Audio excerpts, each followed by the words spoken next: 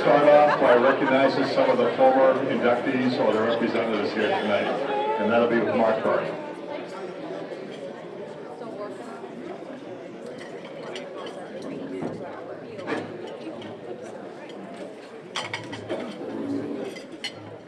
Welcome everybody. I hope you had a great dinner. Thank you everybody for coming tonight. We're going to kick it off by introducing the alumni Hall of Famers. So bear with me. We got a few of them here. If I miss someone, I apologize, and just raise your hand and I'll try to remember their name. First, from the class of 1935, representing Raymond E. Riddick, representing Raymond Riddick is his wife, a daughter, Marge Riddick. Sorry, Marge. Brent Nelson from the class of 1965, representing Brent Nelson, his brother Walter.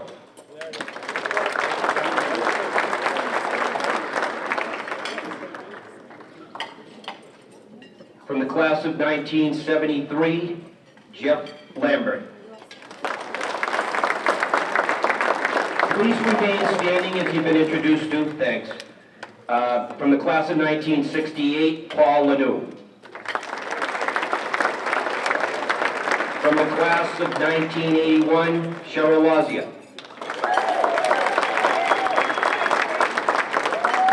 From the class of 1961, Camille Butch Bardiani.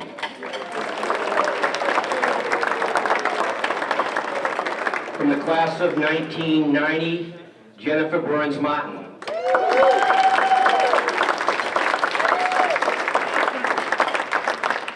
From everyone's class, the coach, George Bossy.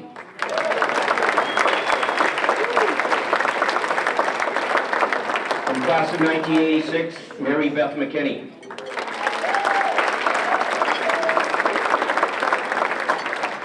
From the class of 1956, Paul William Picard.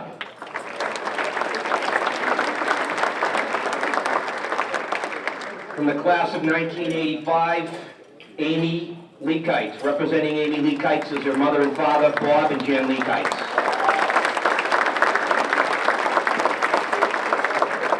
From the class of 1970, Raymond E. Riddick Jr., representing Ray Riddick Jr. is his sister Marge.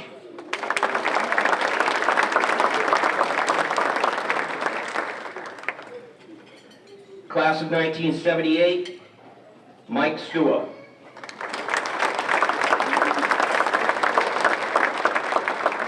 From the class of 1944, Chester Zablak Sr., representing Chet Zablak Sr., is his son Chet Jr.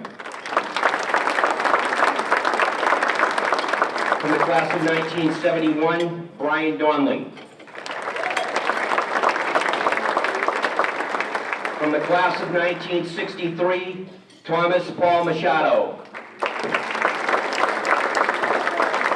From the class of 1964, James McGurk. From the class of 1962, Walter Nelson Jr. From the class of 1996, Brian Occasion. From the class of 2003, Ethan Brown.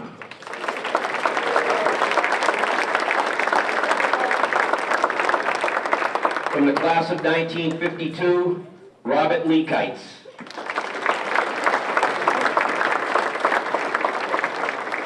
Class of 1978, Bill Meyer.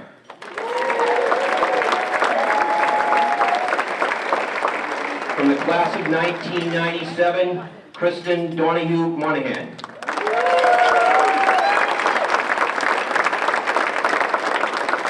From the class of 2004, Brendan Occasion. From the class of 1982, Tammy Therian.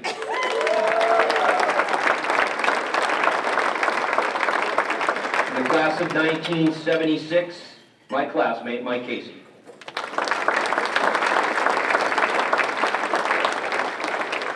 I think that concludes the inductees at this time, the alumni. I just want to congratulate you guys from coming back each and every year. Thank you so much.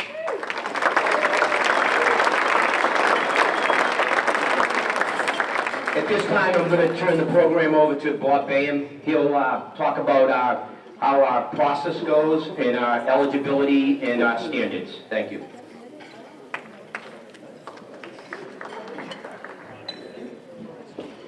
Thank you very much, Mac. We have a lot of newcomers here tonight, so I'll try to make this as brief as I can. But I'd like to welcome all the parents and teammates and friends, present-day students to the 36th Annual Hall of Fame Banquet. Each year, Chet asked me to say a few words about the process. I am the selection committee chairman, and I just want to give you a few of the requirements that are necessary that brought you all here tonight, and the 5 people that are being inducted tonight.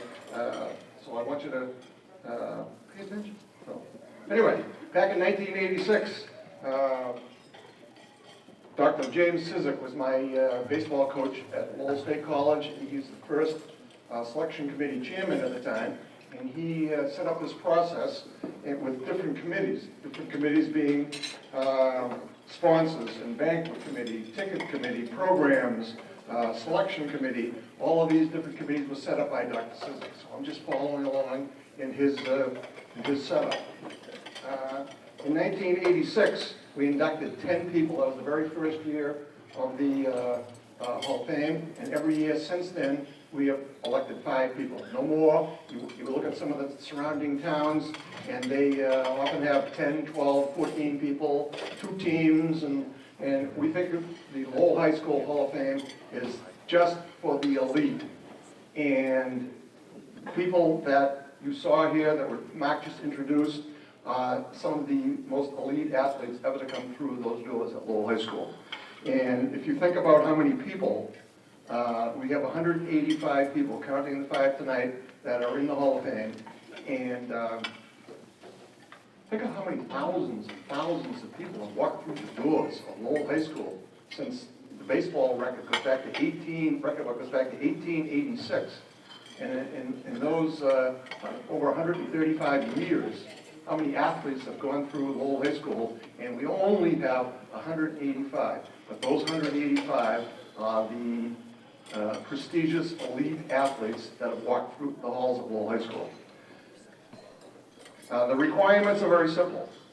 You have to have an application on file, and no offense to writer Chris Hurley, but years ago, the Lowell Sun reamed us badly, the selection committee, because Ramon Chung Rivera, probably the greatest basketball player ever to play at Lowell High School, certainly one of the top 3 anyway, and he was not in the Hall of Fame, and they reamed us badly in the Lowell Sun. And I said to the sports editor at the time, you haven't done your homework. We do not have an application for Ramon Rivera. And Larry Bird or Michael Jordan or Jason Tatum could be walking the halls of Lowell High School and then not getting in the Hall of Fame unless we have an application. So that's our very first requirement. Second requirement, you have to be graduated from Lowell High after 10 years, out of high school for 10 years. An excellent student athlete, former coaches and athletic contributors are also eligible for service. The committee, the selection committee, we meet every year in May, and we have about almost 100, probably 95 applications on file right now. And just a reminder, in case you're thinking of nominating someone, if they've already been nominated, you do not have to resubmit their name. We keep their applications on file no matter how many years. So right now, in May rather, when we whittle it down from the 95 applications, we whittle that down to about 25 or 30. We meet again in June, and from there, we whittle it down to the top 10, and from the top 10, we vote on the 5 that are inducted, being inducted tonight. Okay, let me see. The application, I said, is the key. Have to have that, not considered without it. And let me see. student athletes, I would like the students who are here this evening to pay strict attention tonight to the speeches, because the speeches are always very heartwarming. The speeches, beside the 5 inductees thanking their family or teammates or coaches, whatever, the speeches come from the heart, and they're always very well spoken, the speakers, and I really think for the students here, listen to what they have to say. Some of you may be up here 10 years from now, so hopefully that'll happen. I'd like to thank the committee, but I'm not going to read all the names again because Chet mentioned them at the beginning. So I thank them from the bottom of my heart. Without them, none of this would be possible. I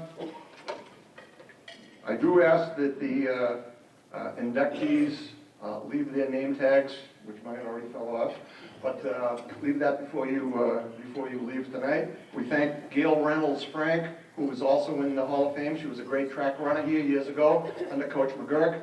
And Gail makes up the name tags every year, and she updates the Lowell High website every year. And she lives in Florida and doesn't come to the banquet all the time, but she still feels like she's part of Lowell High School. So we thank Gail for that. I also would like to thank Dave Lenzi, who has funded the statistician position again this year.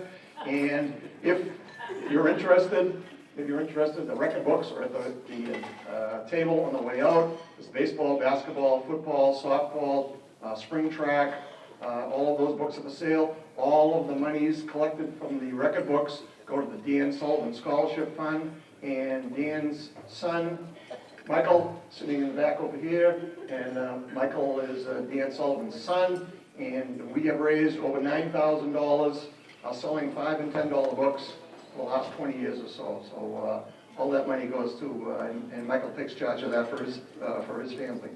Other than that, enjoy the evening. It's great to see so many people here. We'd like to hope that the 5 inductees tonight will keep coming back every year, and we'll increase that number that Mark has to read every year. So thank you for coming, and enjoy the rest of the evening.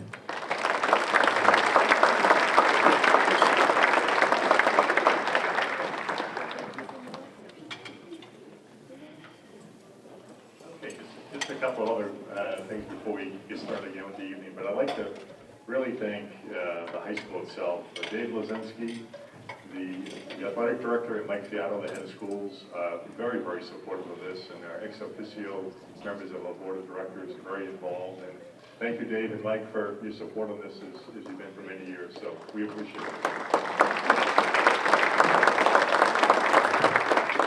And also too, if current Lowell High School students, if you could just stand up for a moment, that would be great.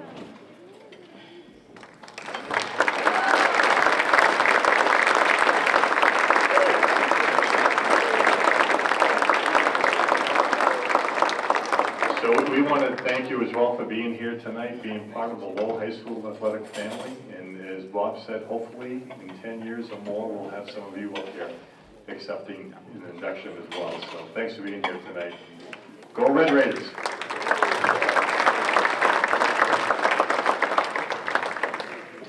Okay, now what are you here for? Let's get into the induction ceremony. And our first honoree this evening is Charlie Theokas, class of 1956.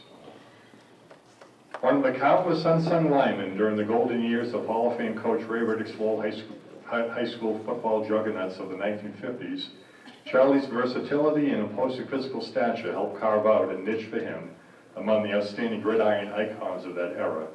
A center and linebacker for the Red Raiders, Charlie was a key contributor as Lowell forged an overall record of 17-1 during his 2 seasons, 1954 and 55, as a starter on both offense and defense.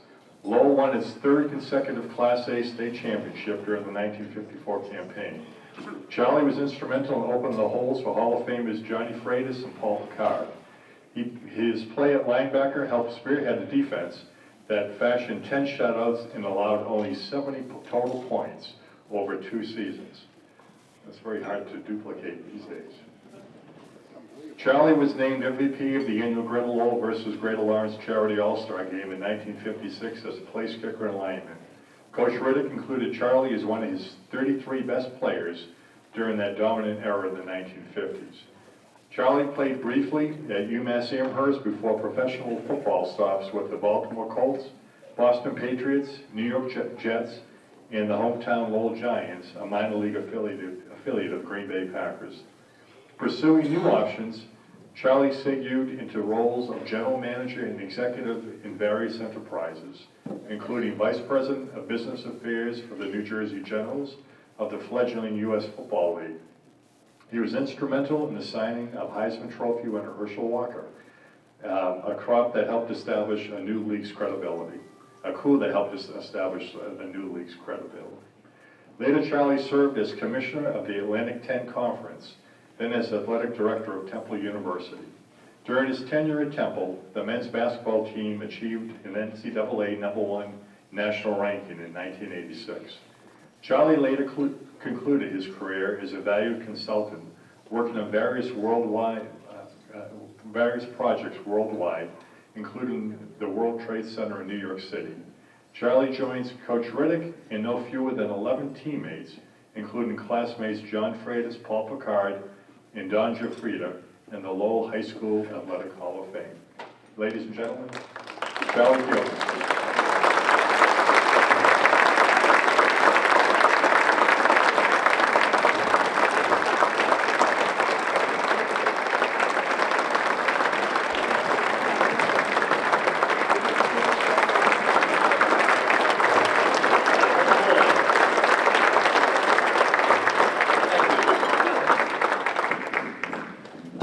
Wish all of you could stand up here and see this room. It's pretty strong, and we all thank you for coming. Let me at the outset congratulate my other honorees for tonight's activity. I know you've earned it, and I know you feel as strong as I do about being here, having chatted with you. I need to take another minute.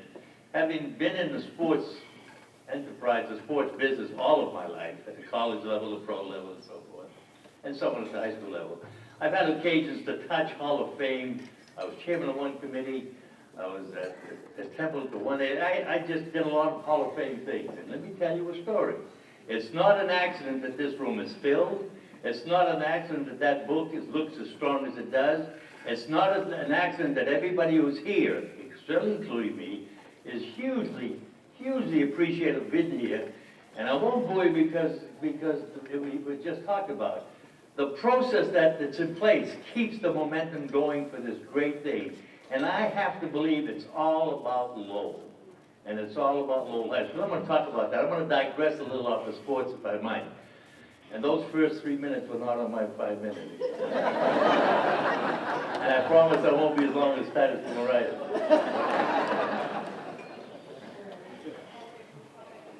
I happen to be, I'm going to talk about Charlie Fielding if I might, if I take the liberty. But I happen to be a person who uses the word, and I'm very proud of a lot of things that I've touched in my life. And I've had the experience and the opportunity to really do a bunch of things that at another time I could share and tell you some fun stories. But before I do that, I need to introduce my family. 50 plus years ago, I got very, very lucky. I don't know if she did, but I married Virginia Theokas. And she certainly is an integral part of the team.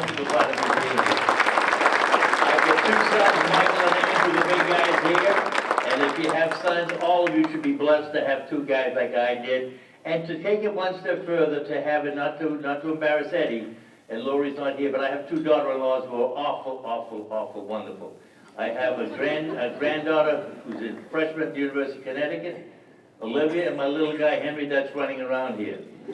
Also sitting at the table, I've got Paul Pickard and Brendan Souza, my class president at the time, and my sister-in-law Kiki Theokas, who incidentally worked at Lowell High School for a whole bunch of years in the front office that some of you may have remembered from those days. But thank you, family, and thank you for coming. I also have a table over here of nieces and nephews, a small portion of my 45 and 50. I'm the youngest of 10 children, incidentally. So I have a whole bunch of Theokases out there, and Theokas, but they're sitting at another table, and I'll touch that other table in a moment as I get into my presentation, because there's another table of people that I want to recognize as being here with me. So it's good, and I'm proud of that. I'm proud of that family. I'm proud of the Theokas name. I'm proud to be one of 10 children. And there's nothing wrong with having that kind of feeling, I don't think. I hope you don't. And I'm proud of being one of 10. I'm proud of having 4 brothers, 3 in World War II, and I don't mean in Lexington, Kentucky. I mean out there in doing what you have to do to win wars. And I'm also proud to have another brother, Pete, who unfortunately left us just a few months ago. And he did all he could and didn't have a cup of coffee in Kentucky. He was in Korea doing what good soldiers do. So I'm proud of that Theokas thing. And I'm proud of having a mother and a father who came here as immigrants, became good United States citizens, raised a family of 10, and it's all good. And the Theokas name, and I'm proud of somehow try to perpetuate that particular end of it. I'm also proud, and I'm proud of Lowell High School, but I'm very proud of the city of Lowell. See, I remember when Lowell, and it has to do with me being here as an athlete and competing in life, but I'm very proud of Lowell. In those days, there were 100,000 people, give or take. 30,000 Greeks, 30,000 Irish, 30,000 French, Portuguese, Jewish Americans, and we all lived in our own little areas, and we had our own little cultures, and we did. But we got to the high school, Lowell High School, and guess what happened? We just melded in nicely. And it worked. And Brendan Suzelman became the president of my class. Portuguese, Greek, what's the difference? But it worked. And it's a nice feeling to have that. And it's a nice feeling to feel proud about those kinds of things. I'm very proud of my Greek heritage, very proud of my Greek heritage. And I make no bones about that. I think you may have read that if you look at my Facebook on computer. But having said that, I think ethnicity is helpful. It's a positive thing, and it's good for athletes. It's good for schools. It's good for communities. So when I was growing up, and we had a mayor named George Elides, and his son played left tackle for us, and his team that Paul and I played with, and Bill Samaras, and Chief Goudouris, and the Tepetsarises, and the people that went through the educational system and helped us all. I feel proud about that, and I'm not ashamed, and I know that each and every one of you who have touched some ethnic background probably feel the same way about your particular group, and I think you should, as long as it's all put to good use. There's a table over here in the back. There's another table that was kind enough to be with us tonight. They come from the AHEPA. The AHEPA is the American Hellenic Education Progressive Association. It's an international organization. I might add, I'm proud to be a member of their Hall of Fame also.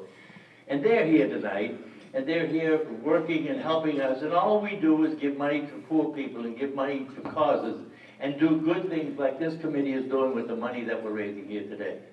So it's kind of neat to feel that way, but it all comes from being a Lowellian. I think Lowell is a wonderful place to have been born, to raise. I've been back every year. I feel it. I understand that demographics change. I understand Lowell downtown has changed. But guess what? It changed 50 years ago when our people came over, and it worked. So it's going to work. And if we just all take a big deep breath, we'll have a good time. But I'm not here. I mean, that's enough about Lowell and my Greek background, of which I'm very proud of, my AHEPA background I'm very proud of. But I happen to have been 14 years old, and I touched a guy named Ray Riddick.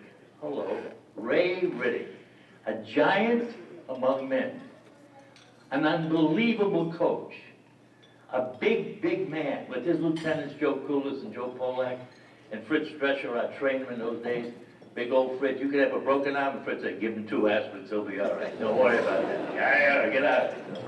Don't mess up my training room.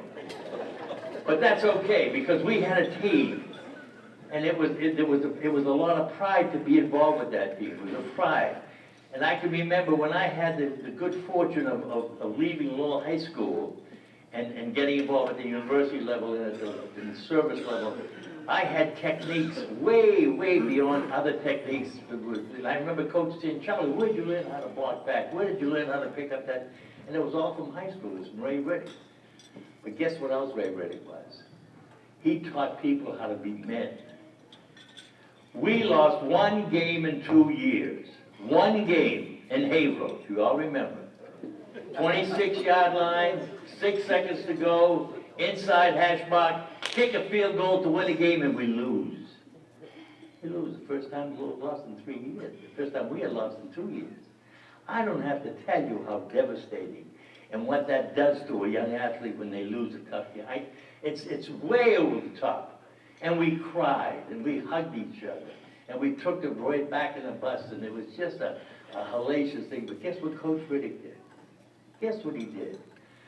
Monday afternoon, we got to the practice field, right over here, Colley Field. And he said, Diokas, I want you over here. I want Mike Cohen, God rest his soul. Mike was the kicker. I want Mike to come in, Johnny Freitas, who was the holder. I want you guys to come with me.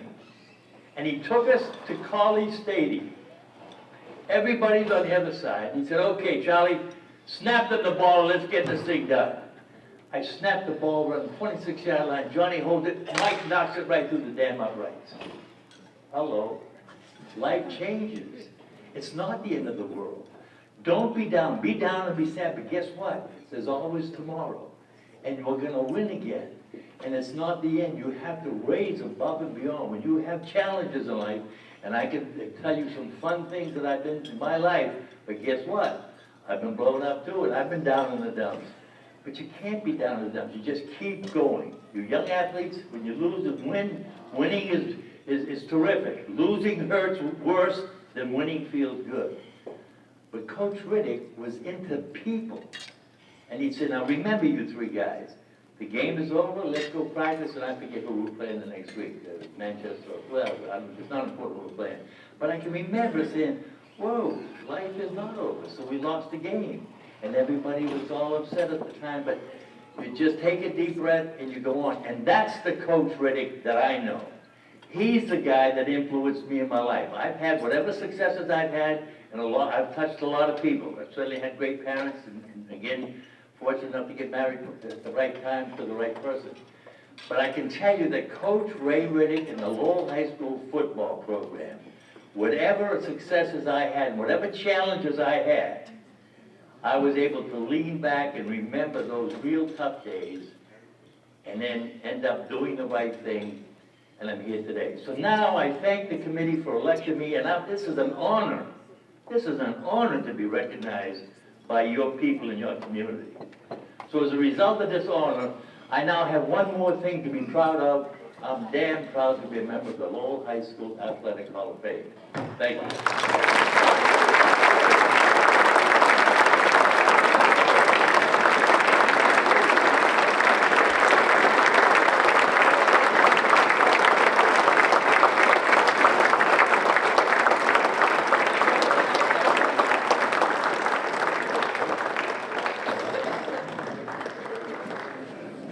Great job, Charlie.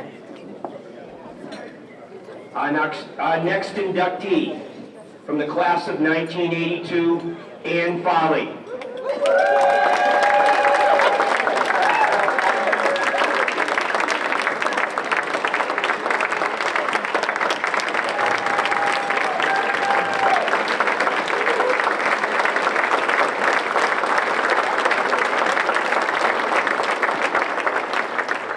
One of the outstanding multi-sport athletes during the inception years of Lowell High School girls sports.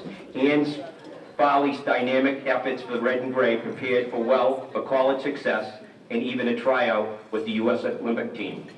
A key performer on the Red Raiders basketball team, Ann led the squad in foul shot percentage, foul shots made over her junior year and senior season. As a senior, she was the team co-captain, co-MVP, and an NBC All-Star.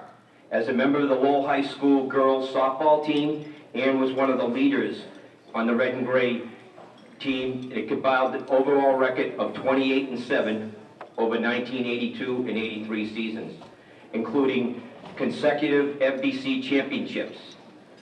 The first Lowell High School girls team to win the NBC championship. As a junior, Ann batted .318, led the team in runs scored, at bats, tied school records with 10 stolen bases. Her senior year, Ann batted .320, again led the team in stolen bases, completed her second consecutive season in center field with 0 errors. Ann was LHS Coach Award, season end, and Lowell All-Star. She also won the Wang Award as the school's top-ranking business student.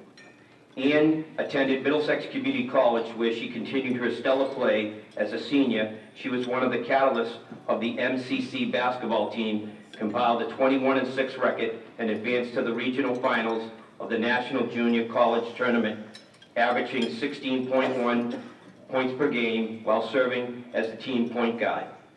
Ian also had 2 outstanding seasons of softball at MCC, batting .656 as a senior and completing 2 seasons with an unblemished defensive record in center field. Ian then transferred to Sacred Heart University in Fairfield, Connecticut, and continued her athletic journeys. Walking on both as a basketball and softball team, Ian's determination eventually earned her scholarships in both sports. Ian reached the pinnacle of her college athletic career as a member of the Pioneer softball team, which advanced to the 1985 NCAA Final Four in California. What must remain one of Ann's greatest thrills was being invited to the tryout for the 1984 United States Women's Olympic basketball team under Pat Summitt from Tennessee. Continuing her involvement in sports post-college, Ann emerged as one of Lowell's most talented golfers, winning the Lowell Women's City Championship in 2012. Ann's teammates, Lisa Lucas, Cheryl Lozia, and Tammy Therian, she joins them in the Athletic Hall of Fame from the class of 1982 hand volley.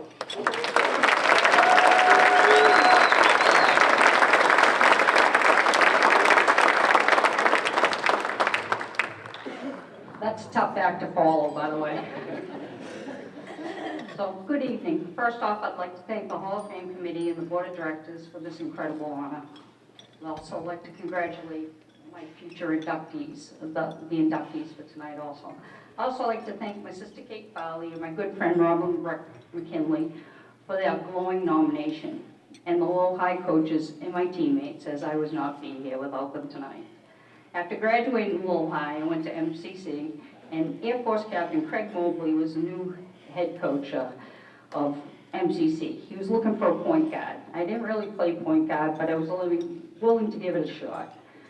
This thing ended up working out pretty well, as I got a letter in the mail inviting me to try out for the USA Olympic team. I got my ass kicked.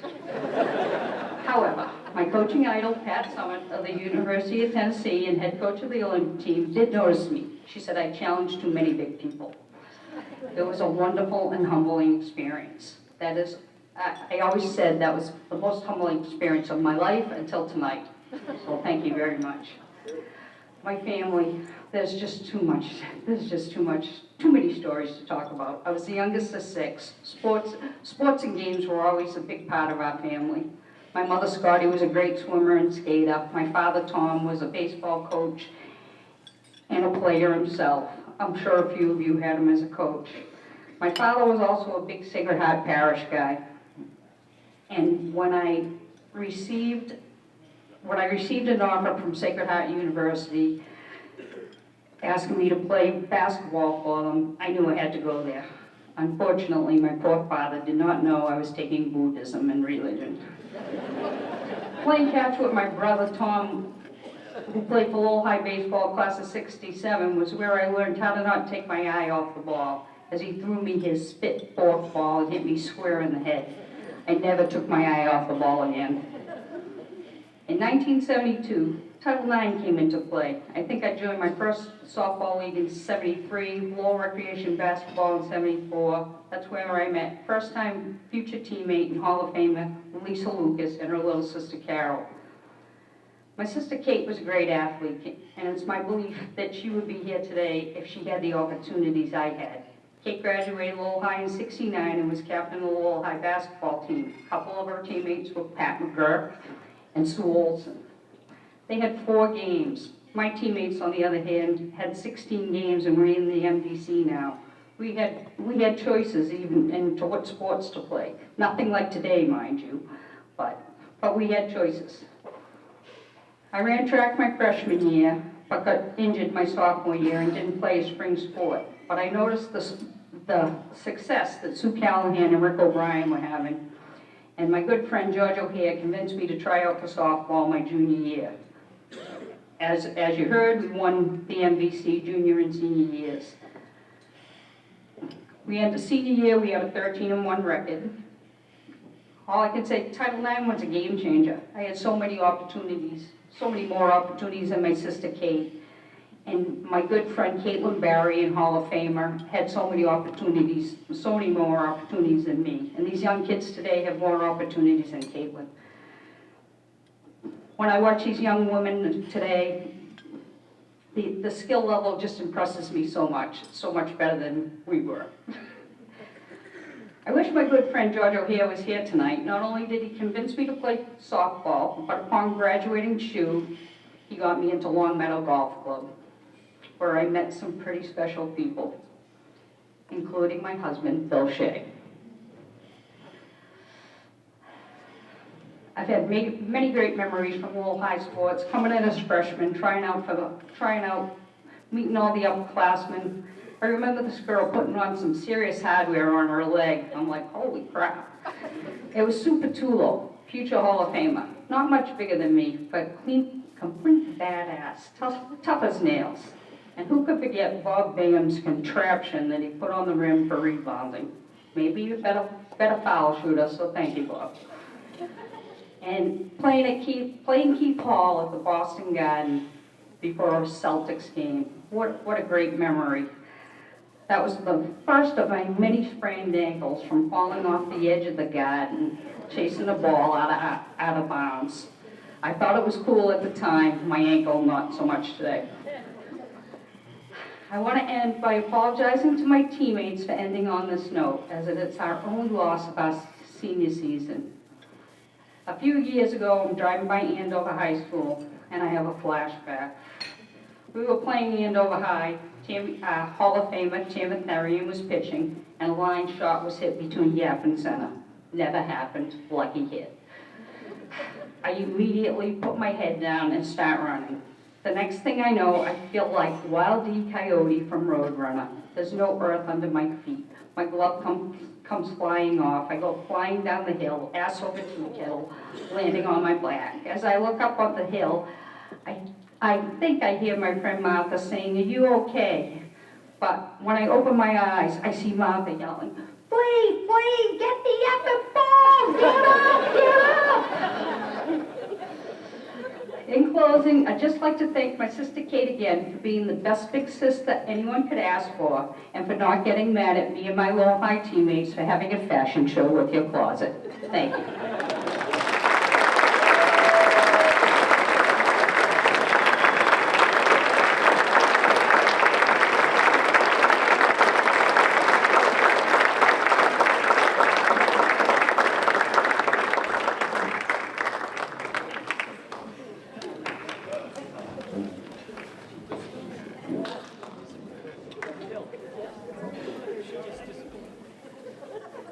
Dan Capra, class of 2008.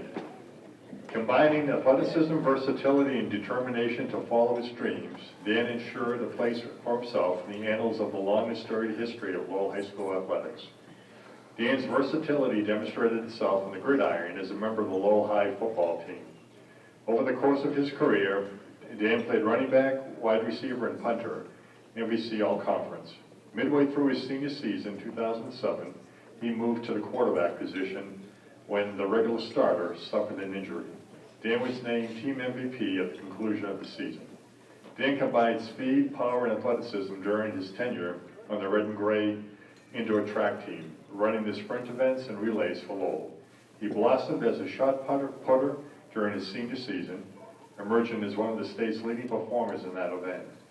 He finished second in the MVC championship meet, the sixth in the MIAA Division I championships, eighth in the Massachusetts All-Star Championship meet, closing out his track career with a personal best in the event. Baseball was Dan's true passion, and as a member of the Lowell High School baseball team, he enjoyed a stellar career. As a junior outfielder in 2007, Dan hit .353 and led the squad in triples and walks. His senior season, 2008, was nothing less than spectacular. The team co-captain led the red and gray in batting average, 461, hits, 41, doubles, 10, triples, 5, and RBI 23, as Lowell High School advanced to the MIAA Division I North Sectional Semifinals. The slugging right fielder was team MVP, MVC All-Conference, and Lowell Sun All-Star. His career batting average of 414 is fifth in the school history, and his career total of 10 triples ranks him second. His name can be found in the LHS record book in a variety of other categories as well. Dan then pursued his dream of playing college baseball, walking on to the program at Eckerd College in St. Petersburg, Florida. He earned a position on the roster at this prestigious NCAA Division II program. A 3-year letter winner, Dan emerged during his junior season, 2011, on his way to becoming a 2-year starter in the Triton's outfield. Over those 2 seasons, he was the team's second leading hitter. He was named Eckerd College's Athlete of the Week in May of 2012. He finishes his career on a 21-game hitting streak. He had certainly achieved his dream. Dan joins 2 of his coaches, Dan Graham and Phil Mayer, in the Lowell High School Athletic Hall of Fame. Dan Kaplan.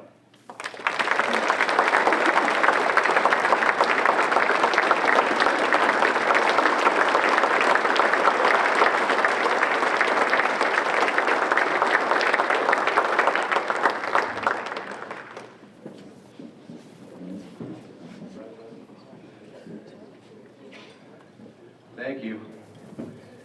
So back in June, I received a very random phone call from Coach Tim Patterson. Ran into Coach Patterson from time to time at track practice, but didn't have that real player-coach relationship. Left a big voicemail at 10 one night, and in my head, I was excited. It had to be a potential real estate sale. So when I called him back the next day, it turned out to be better news. He showed me the news that I got into the Lowell High Hall of Fame. So it's an honor to be standing here tonight, and I want to thank the Hall of Fame committee for inducting me this year. I want to thank my coaches, teammates, family, and friends, and I also want to congratulate the other inductees this year.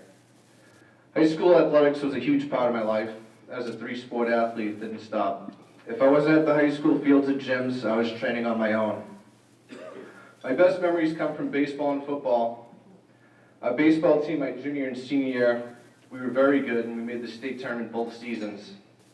Not only do we have talent, we had a great group of players and coaches who I'm friends with to this day, and they're here tonight.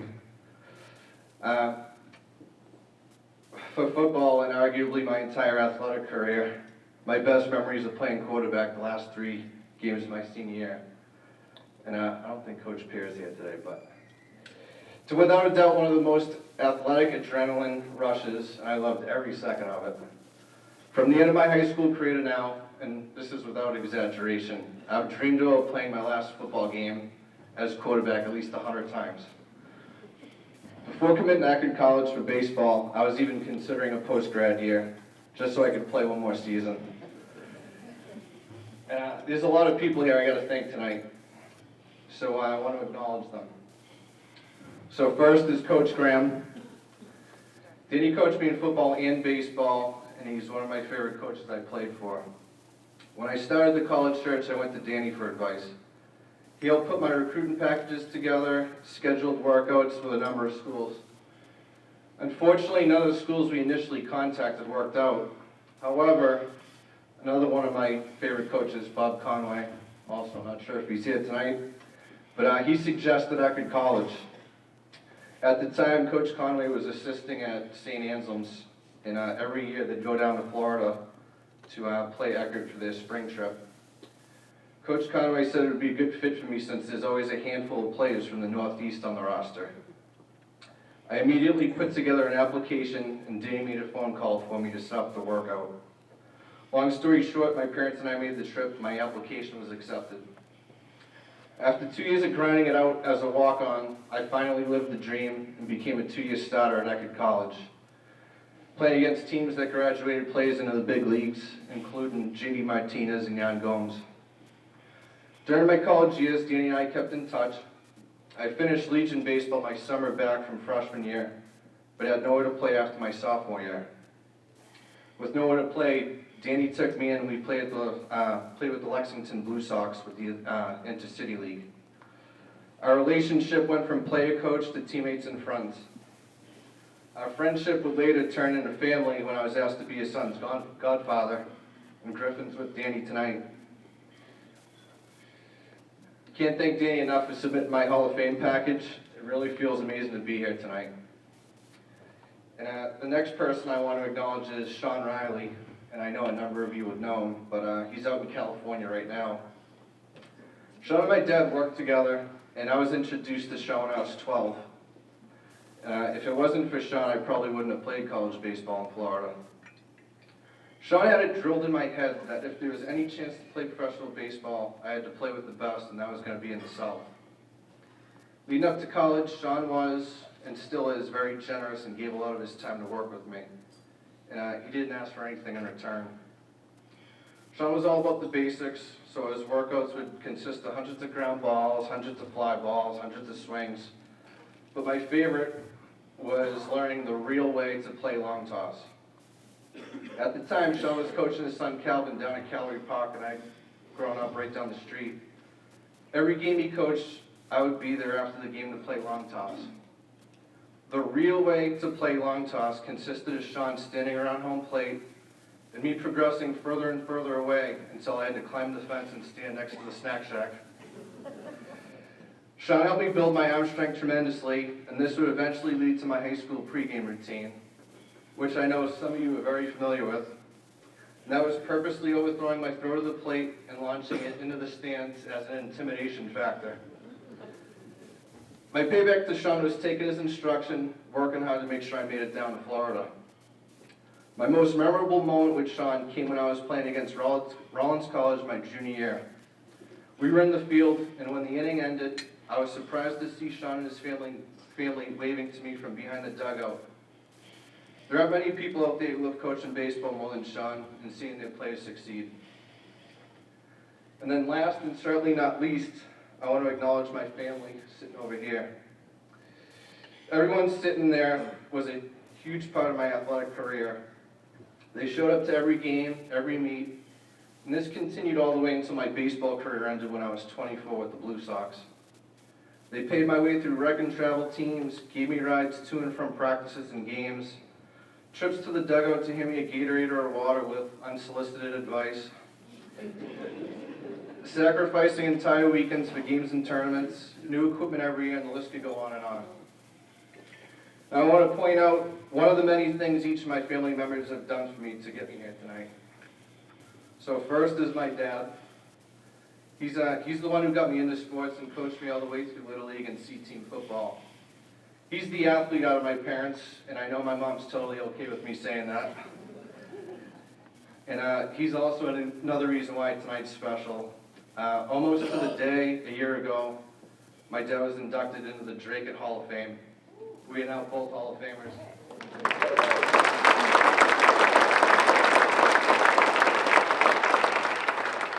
And then my mom kept every clipping of the time I started sports at 5 years old to when I graduated college.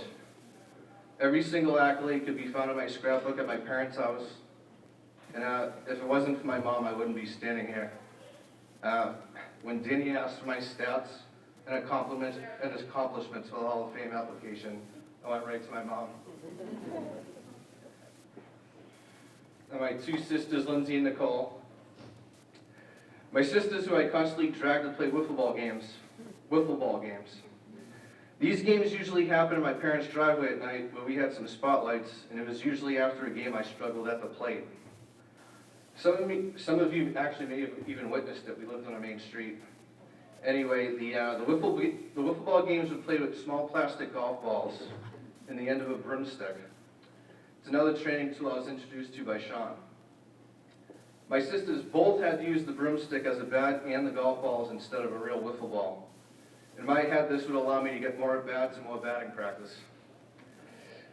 Eventually, they got good and became very good hitters, and they both went on to play college softball. And then my Uncle Jeff, He's only 4 years older than me. And his biggest contribution, and he may not know, is include me in his pickup baseball, football, and basketball games. Growing up, when my dad was having his Sunday coffee with my grandmother, I would ride my uncle's bike across the street, and I would crash to their pickup games. And initially, I got beat up, and not being the best on the field was very frustrating. This made me develop grit and perseverance at a young age. Eventually, I would become first pick in all the pickup game drafts. And my grandma and my best memories are from Christmas. Every year was guaranteed I was getting the best baseball and football gear for the upcoming seasons. I'd get the bat everyone on the team wanted to use. One year I got a custom baseball glove with my name on it. New baseball and football cleats, hand warmer for football, bunch of Under Armour shirts, hot and cold weather. And that list could go on too. To this day, I look forward to Christmas as I get new golf gear every year. That's my new sport. And yes, golf balls for this year do work. I lost the last 4 dozen you got me last year. My family did a lot to help me get here, and I couldn't be more thankful. Again, I want to thank all my coaches and teammates for the amazing memories at Lowell High, and thank you all for making this a special night. Thank you.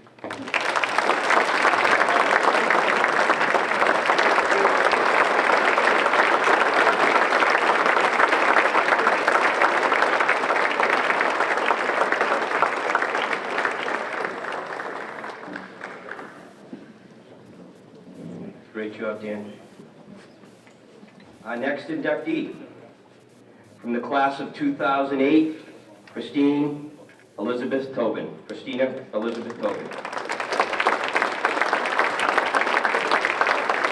as the team captain in each of her sports, in both high school and college, Tina Tobin embraced the mantle of leadership as she forged an athletic legacy, ensuring her place at Lowell High School Athletic Hall of Fame.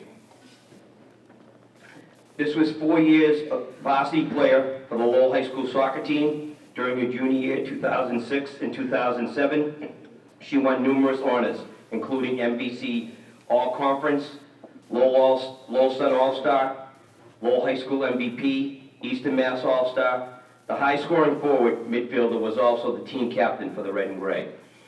Over her 4-year tenure as a member of the Lowell High School indoor track team, Tina developed into one of the state's most accomplished hurdlers. As a senior co-captain, 2007, 5th at the MIA Division I Championship meet in the 55-meter hurdle. Tina graduated second all-time in the event at Lowell High School. She was also a key member of the Raiders' 4x4 meter relay team. Tina earned Lowell Sun All-Star honors as season end.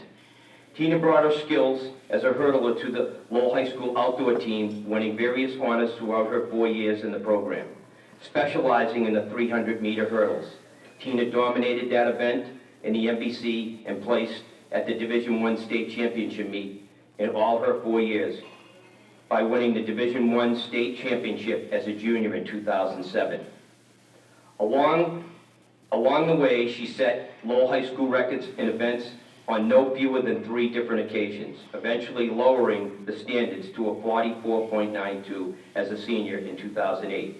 Tina still holds the top 4 times in school history. In addition, Tina was a force in the 100-meter hurdles, where she ranked 4th best performer at the Lowell High School record books.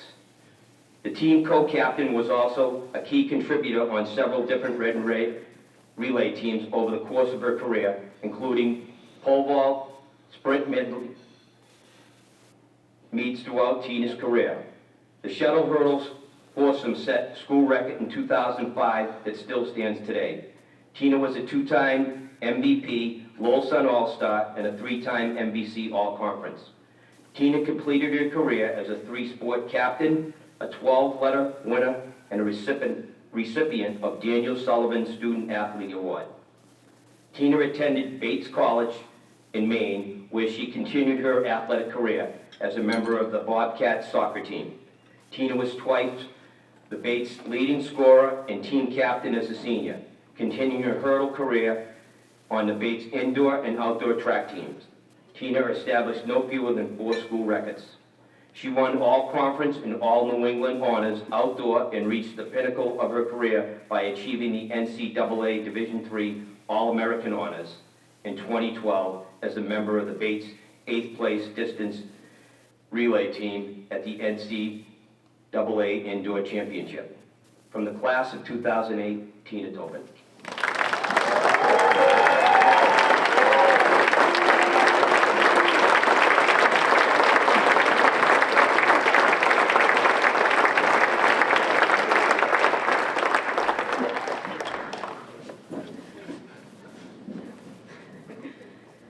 First and foremost, I would like to thank the LHS Hall of Fame Selection Committee. I'm truly honored to be a member of this distinguished hall, and I want to congratulate my fellow inductees on their well-deserved honor tonight. I'd also like to thank the many friends and family that are here tonight. I think we have 4 tables at least. I can't name you all, but I can't tell you how much it means to me that you're all here.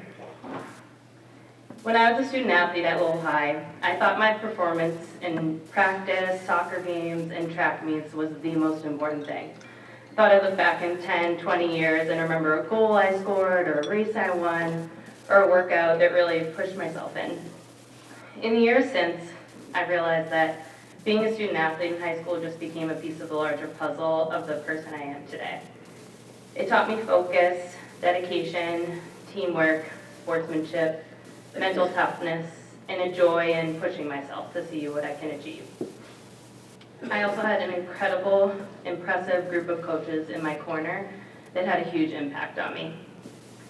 During my junior year season of soccer, Katie Ryan became our new head coach. I was so excited to have someone who could actually play the game leading us.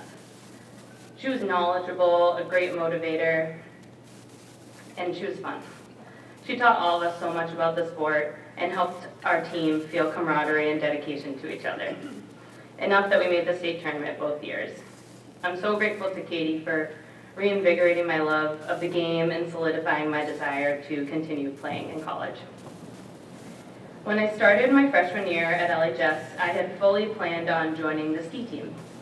That is until one day Pat Sweat pulled me out of Mr. Krzyak's health class. He introduced himself in the hallway and encouraged me to consider track instead. I couldn't believe he went out of his way to say he knew I was fast and wanted me to run track. Coach Sweat was a passionate motivator and was constantly innovating new drills and workouts. His energy and enthusiasm was contagious, and he somehow made everyone excited to participate. I'm not sure if it was his expertise or his willingness to participate in bus sing-alongs, but I know I was not alone in loving being a part of the track team. I'm so glad I listened to him that day, and I have him to thank for running in high school and beyond. My hurdle coach, Dave Casey, helped me turn my 5'2" self into a hurdler. He adjusted drills and race plans to allow for my short legs to take an extra step between each hurdle and focus on speed and turnover to make up for it by the finish line. I remember one meet after I ran my typical hurdle and sprint races, I was placed on the 4x800 meter relay team. I was dreading it the entire race, and I had a bad attitude about having to run so far. It's 2 laps. After the race was over, Coach Casey came up to me and asked how it felt. And I told him I'm never running that distance again. I'll never forget the disappointed look on his face and his response asking, not even if your team needed you. It crushed me, and it stuck with me to this day. He was right. Sometimes being a competitor and a member of a team means suffering for the sake of your teammates, and he knew that despite my complaints, I'd gladly do it again. Playing soccer and track in high school, and eventually college, helped me understand the importance of the mental aspect of sports. There's nothing like getting in the head of an opponent on the soccer field, or repeating a mantra on the start of a track, or a start line of a track, or on a long run. My mom always told me that 90% of running is between your ears. As a former high school track coach and accomplished runner herself, my mom was always full of advice that was usually met with me rolling my eyes. I did listen to her though, and she was right. My dad promised me $20 for my first yellow card in soccer. I got it on my under 8 team. I have him to thank for my tenacity. He was the master of the pregame pep talk and continued to leave me pump up voicemails the day before soccer games in college. I'm so grateful to my parents, Patty and Kevin, for instilling a love of sport in me and for driving me around to soccer games and track practices all over the state. Between that and piano and dance lessons, I think I occupied a lot of their time. Thanks, guys. I also want to thank my siblings. My sister Trisha was my idol growing up. She was a tough competitor on the soccer field and on the track, and she excelled in academics. I remember seeing her picture in the paper for an athletic feat or an academic accomplishment and thinking she was amazing. She really did it all, and I wanted to be just like her, and we still play on a soccer team together to this day. My brother Dan was also a Red Raider superstar, and I remember reading the hockey headlines about him. Overtime is Tobin time for LHS. What impacted me most about Dan, though, was that he helped make me fearless. Every day, he would come home from the Sullivan for a street hockey game in our driveway. He needed a goalie, so he would put the equipment on me and stick me in the net. I was only 3 or 4 at the time, but I loved being included in the game. I think I helped him develop his wrist shot trying to avoid me because he knew my mom would kill him. I also want to thank my husband, David, who is sadly a far superior athlete to me. He paces me during runs and workouts now when I need help going fast, but he's pushing a stroller next to me. He's also an incredible father to our 2-year-old son, who, through pregnancy, childbirth, and parenthood, I still feel is my biggest athletic feat. It was an incredible privilege to play varsity sports and be part of a team. I share this honor tonight with the coaches, teammates, and supporters who helped get me here. I'll always bleed red and gray and continue to cheer every LHS victory, especially over Chelmsford Central. Thank you again for this tremendous honor.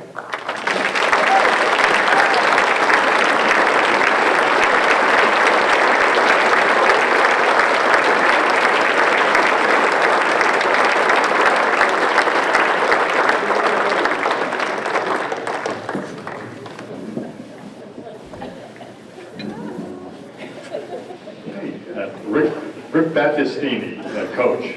Affectionately known as Coach Bat by his swimmers, Rick remained a fixture in the New England swim world for more than 50 years. From his days as a competitor at Haverhill High School through his 40 years as high school coach, including 26 years at the helm of the Lowell High School boys swim program. His Raider swimmers and divers were fortunate to have him walking the pool deck to guide them. After high school, Rick attended Bridgewater State College, where he captained the swim team as a senior in 1977, while earning all New England honors. He was eventually selected for the induction into the Bridgewater State Athletic Hall of Fame. Rick then embarked on a coaching career that saw him direct programs at Haverhill and Andover High Schools before he arrived at Lowell High School in 1994 as head coach. Over the next 26 years, Rick's LHS teams established themselves as a formidable opponent in the highly competitive Merrimack Valley. Over the course of his career, Rick's red and gray swimmers won 150 dual meet victories, won an NBC championship in 2010 while completing an undefeated season, and garnered third 2012 and fourth 2011 place finishes in the MIAA State Division I championships. Rick's mantra of attendance, attitude, and effort always held his swimmers and divers in good stead, enabling them to reach heights of success rarely achieved in an urban community like Lowell. 2 of Rick's swimmers, Eric Finn and Kevin King, won individual Division I state championships. 4 of Rick's charges, Brian Durkin, Joe Durkin, Ethan Brown, and John Morris, were eventually inducted into Lowell High School Athletic Hall of Fame. Rick sent numerous LHS graduates to swim collegiately at a variety of Division I, II, and III colleges. Among the many honors Rick received were 6-time NBC Coach of the Year, 5-time Lowell Sun Coach of the Year, and 2-time Boston Globe Coach of the Year. He also received honors in the MIAA for 25 years as a meet director. Over the course of his long career, Rick also coached in the U.S. Swimming New England Age Group program at various clubs, lending his expertise to countless swimmers across the region. Throughout his adult life, he competed successfully at the masters level, locally and nationally. including individual national championship and internationally, leading by example and further inspiring his swimmers. Coach Rick Battistini.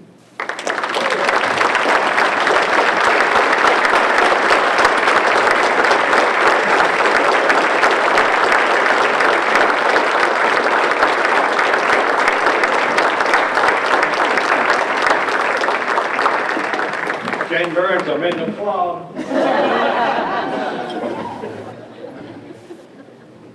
I'm so honored to be here tonight that I can't find my speech. Give me a second, please. This doesn't count against my 7 minutes. There we go. I'm humbled and honored to be here tonight.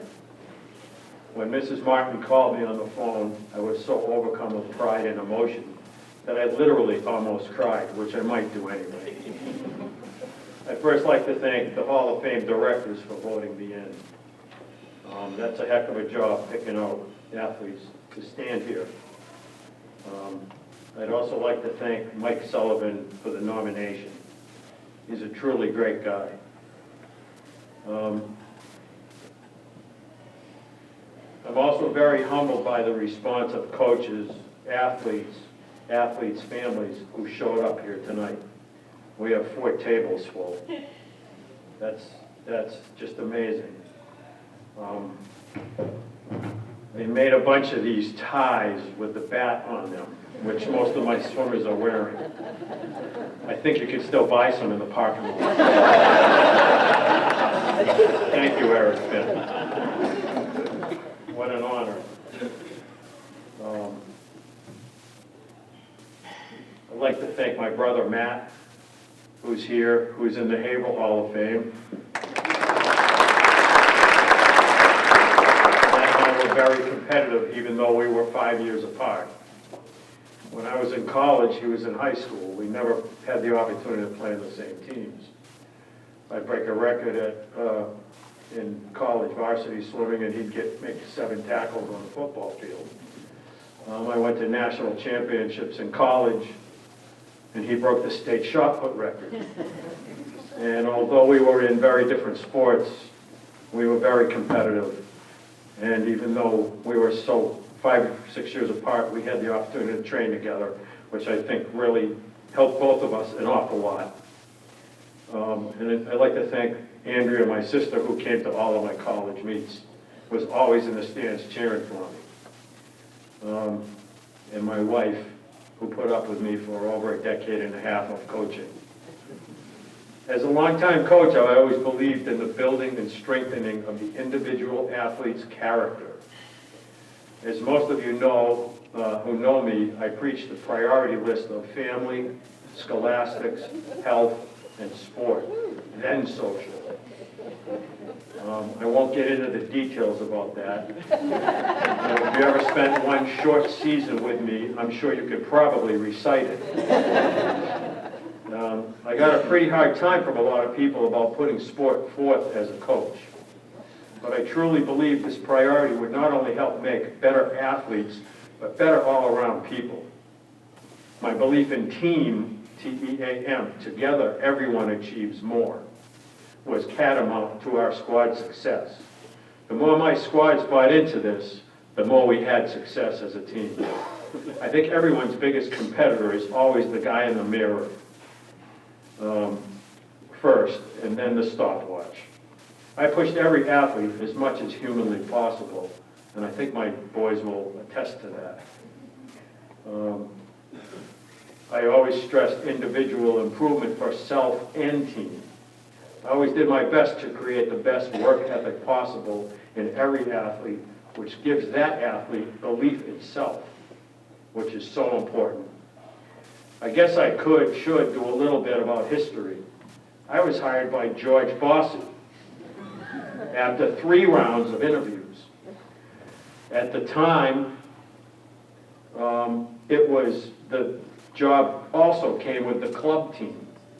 So it was a varsity team and the club team. I had left Merrimack Valley Pirates, the team I was coaching in Andover, and the Andover boys varsity team because it was time for me to make a change. I'd be replacing Tony Padbikis, who had just come off a really great year, breaking most of the varsity records with a big contingent of many graduating seniors. They set the standard very high. They broke almost all of the records that year. The next several years were building years as a team. We did have some great success with individuals, athletes, like the Durkin brothers, Brian and Joe. I guess I didn't know Joe was in the Hall of Fame. Both of them were. Bruno Dos Santos, Leo Tannheimer, Ethan Brown, another Hall of Famer, famous in several sports, won the Division I collegiate triathlon championships when he was at Michigan. Tommy Wright, Greg Steinberg, Andy Robinson, diver Matt Fitzgerald, who's not here tonight but sent his best. I'm sure he has the 11 dive record someplace. We're still working on trying to find it. Around 03, I had the great luck of picking up Greg Steinberg as an assistant coach, and things really started to cook in the freezing cold Lowell High pool. From then on, we had some great relays that made section and state cuts with usual lifetime best swims from almost all of our athletes at championships on a regular basis. Things started to really rally as a team around 08 with some great leadership from Chris Polsey as he handed off traits of dedication and coming into the season in top shape to the next squad. I knew we had something going when I could often count 10 varsity boys training at LHS Pool with the Wave Club in the steamy summer months of July and August. That season, we not only could fill each dual meet lineup event with an accomplished or upcoming swimmer, but in almost every case, we had at least one very good backup swimmer. In many cases, we had a third swimmer who could take the other squad's third guy. Sixth place was bad, I used to say. Just beat one guy. Fifth place is 1 point. In a high school dual meet, that's one we get and one they don't. Times 9 events could be an 18-point swing. Many high school meets were won or lost by 10 to 15 points. So anyway, I remember returning from the prestigious Bowdoin 4-day invitational with coaches Greg Steinberg and Mark Browdy as a club meet, a big club meet. Teams from all over New England and Canada. Greg and Mark were carrying the men's first place trophy. This was from a team from Lowell, Massachusetts. We had Pat Sullivan, Eric Finn, Kevin Brown, Max Meehan. They were all big point scorers. Kirk Selowitz hosted the High Point Individual Trophy. We literally had an amazing meet, putting athletes in almost every night's finals, winning events, relays, several athletes finishing in the high point score categories, and even some meet records. These guys combined with fellow Raiders Sarantakis, Juan Rojo, where are you, Juan? Who we called Johnny Red. He was our Superman. He could dive and swim. Alias Kevin King, Luke Mason, the Glasheen brothers, among several others. The following week, we faced Powerhouse Andover at home in our first meet. They had no idea what they were in for. We blew Andover out of the water with a final event romp in the 400 free relay so decisive that Andover Warriors were in a state of shock.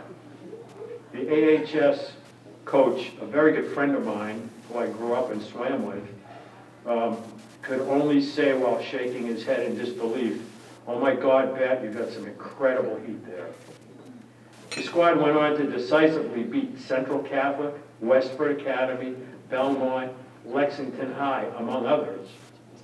We got to the last meet of the season, and Coach Greg and I are staying up late the previous evening, tweaking the lineup. We changed it back. We're 9-0 going in. It was a hard-fought meet, but we came out undefeated. To date, I'm pretty sure the only ever undefeated swim squad in LHS history. Yeah, a week later, Chelmsford Lions would get their revenge at a conference championship. It was no fault of ours, we just couldn't match the number of bodies they had. 2 weeks later, though, we would outpoint everyone in the state except for 2 teams. The drops in time at that state meet were nothing less than incredible. The following years, several teams dropped us from their schedule. That's not fair. When we were a win in their win-loss column, they'd swim us every year. The final year from that squad, Kevin King and Eric Finn win Lowell High School's first ever boys state Division I individual titles. I do hope that record is put up somewhere, that these records can be seen by the LHS student body, and I dare say that they will be intact for a very, very long time. With graduation of this team of overachievers, we had a tough time for a few years, with bright spots of individual achievements from Trevor Ayotte, David Martin, the Gisopos brothers, Tim McCabe, the Petrozzulio brothers, and a few others. My final year, we came up with a winning record, beating at the time rival Central Catholic. I've spent close to 50 years coaching competitive swimming on many levels at many places, but I feel I may have made my biggest impact here in Lowell. Not just in how fast we swam, but in helping set up life skills for everyone. We never turned anyone away.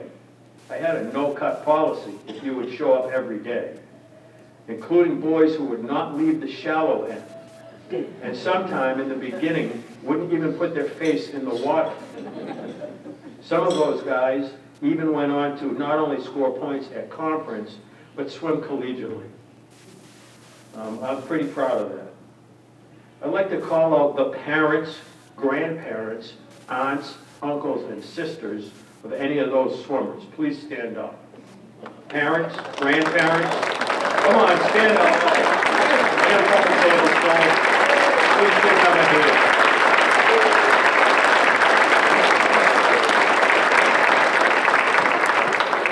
I'd also like to call out anybody who ever swam for me, and I have some athletes not from Lowell that were here. Please, athletes, stand up. My wife swam for me too.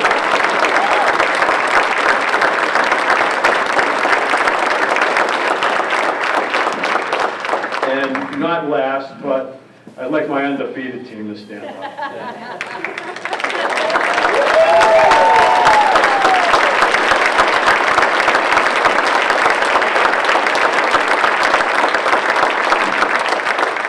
I'm just going to do a couple more. Anybody who swam collegiately as a club team or varsity, please stand up.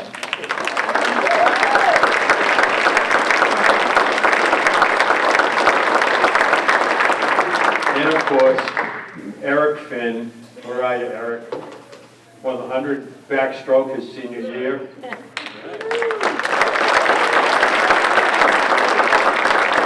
And Kevin, where's Kevin? Stand up.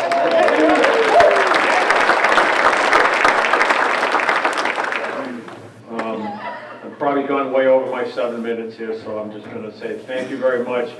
It's such an honor to be standing here tonight. And I think they're still selling ties in the park.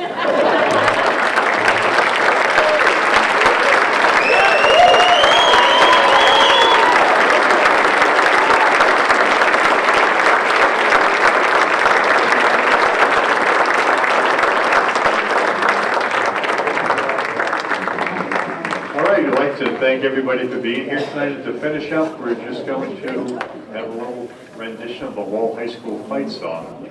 And the lyrics can be found just several pages into the program right here. Yeah. This is a tradition at each one of our induction ceremonies. If I can have anyone's attention for 1 minute, I'd like you to think back to when you were in kindergarten, when you had no inhibitions, and the teacher asked you to sing a song, and you sang. So the words to the school song are in the program right after Coach Rick Battistini's picture. I'm going to play. I'd like you all to sing along.